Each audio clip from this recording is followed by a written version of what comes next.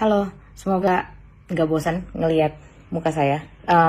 Kali ini saya mau memberikan sebuah informasi yang mungkin nggak banyak yang tahu dan nggak mungkin juga nggak banyak beredar di media karena lagi hangat-hangatnya soal debat cawapres dan juga persiapan debat cawapres di minggu lalu.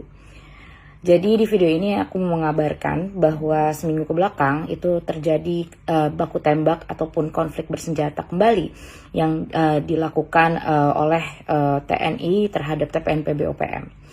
Dan baku tembak tersebut terjadi dan pada akhirnya mengorbankan beberapa warga sipil, akhirnya menjadi korban jiwa, ada yang meninggal, ada yang luka berat, dan juga beberapa puluhan warga sipil akhirnya mengungsi dari kota Sugapa dan juga Kampung Mamba di Kabupaten Intan Jaya.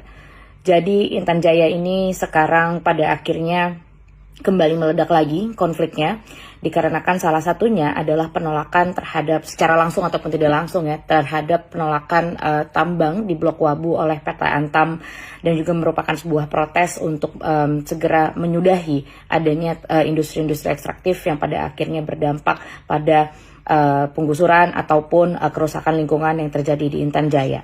Dan sayangnya hal ini nggak pernah diungkap di media ataupun di ranah-ranah sosial media populer lainnya. Dan selain itu juga masih terjadi sampai sekarang bahwa baku tembak tersebut masih terus mengorbankan warga sipil. Tapi yang jadi pertanyaan, sebetulnya apa sih yang menjadi akar persoalan dari masalah ini? Menurutku ada dua, dan ini juga sempat kusampaikan di pengadilan kemarin, bahwa yang pertama yaitu soal militerisme. Operasi militerisme yang ilegal yang sebetulnya sudah kadaluarsa gitu ya, ataupun sudah dicabut dari tahun 97 terkait soal daerah operasi militer di Papua. Nah, semenjak saat itu sebetulnya keberadaan militer di Papua itu jadinya ilegal karena Presiden nggak pernah mengeluarkan perpres, dan selain itu juga Presiden tidak pernah meminta izin kepada DPR untuk mengeluarkan sebuah aturan gitu ya, supaya militer-militer itu bisa menetap ataupun bisa terjadi sebuah operasi militer yang terjadi di suatu daerah di Indonesia. Nah, itu ada di dalam Undang-Undang TNI. Tapi sayangnya sampai sekarang surat tersebut nggak ada dan peraturan presiden tersebut juga nggak ada, dan tidak pernah ada sebuah deklarasi yang menyampaikan bahwa Papua adalah daerah operasi militer. Tapi alternatifnya mereka malah menggunakan sebuah ungkapan bahwa Papua di KKB di Papua itu adalah sebagai teroris, yang sebetulnya berarti kalau teroris harusnya diurusin sama polisi bukan sama TNI.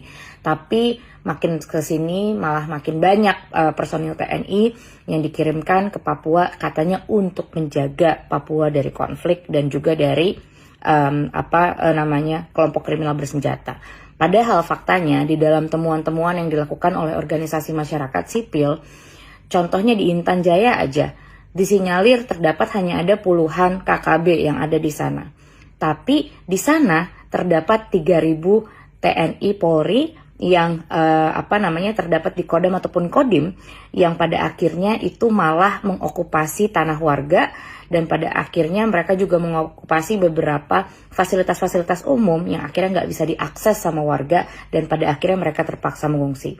Hari ini pengungsi di Papua itu sudah mencapai 70 ribuan pengungsi internal yang sampai saat ini negara belum juga menyelesaikan terkait soal krisis pengungsi yang ada di Papua ini. Jadi mereka masih luntang-lantung dan bahkan sampai harus mengungsi ke Papua Nugini. Nah, hal-hal kayak gini pada akhirnya menimbulkan misinformasi. Kita nggak pernah tahu apa situasi real yang terjadi di Papua. Karena aksesnya yang sangat terbatas, jurnalis juga sangat terbatas untuk datang ke sana. Semua area konflik, semua area-area bahkan di kota di sebesar Jayapura, itu juga banyak TNI-nya. Nah, jadi bagaimana caranya kita harus mencari media yang reliable, yang memberikan kita fakta paling aktual dan situasi terkini yang ada di Papua, itu ada di Tabloid Jubi dan juga di Suara Papua. Nah, selain itu juga yang paling miris adalah menurut saya ketika kemarin di debat Capres dan Cawapres beberapa kali, bahkan tadi malam di debat Cawapres itu nggak ada sama sekali yang ngebahas soal bagaimana industri ekstraktif pertambangan yang ada di Papua yang pada akhirnya mengakibatkan pengungsi internal ini Dan debat cawapres itu terjadi ketika baku tembak tersebut terjadi. Dan ini sangat ironik gitu ya, ketika mereka mencoba untuk membicarakan terkait soal lingkungan yang bersih dan sehat, terkait soal banyaknya istilah-istilah mutakhir yang sepertinya wah keren banget nih, wah banyak nih peluncuran-peluncuran ataupun sebuah gagasan-gagasan dan juga inovasi terkait soal bagaimana Indonesia harus menjadi negara yang lebih eco-friendly gitu. Tapi di satu sisi di Papua itu masih banyak terjadi konflik yang salah satunya diakibatkan karena penolakan terhadap industri ekstraktif. Jadi kira-kira siapa ya presiden yang berani buat nyabut seluruh militer di Papua dan pada akhirnya menyelesaikan seluruh konflik dan juga titik nadir pelanggaran HAM di Papua ini ataupun di Indonesia? Kira-kira siapa ya? Menurut kalian siapa?